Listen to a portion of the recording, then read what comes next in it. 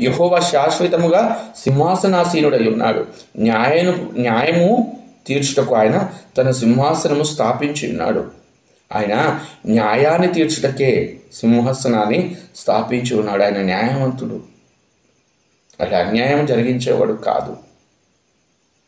కానీ నరులైన వారు, మానవుడు తన సొంత బలాన్ని లేకుంటే సొంత ఉద్దేశాన్ని నమ్ముకొని తానే దేవుని అన్నట్టుగా, తానే సర్వం చేసుకోగలను అన్నట్టుగా తనకు తానుగా జీవిస్తూ సృష్టికర్తను మరిచి జీవిస్తూ ఇష్టానుసారంగా ఉంటున్నప్పుడు, తన జీవన విధానం సరిగా లేనప్పుడు సృష్టికర్త అయిన దేవుడు ఆయన వారి జీవితాల్లో కలగజేసుకుంటున్నప్పుడు వారు కొన్ని రకాలైనటువంటి పరిస్థితుల గుండా వెళ్తూ ఉన్నారు.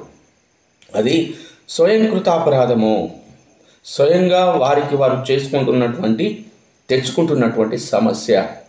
కానీ లోకం పట్ల, దేవునికి భయపడి బ్రతుకువారి పట్ల దేవుని యొక్క ఉద్దేశము ఎప్పుడు క్షేమకరమైందే, న్యాయమైందే.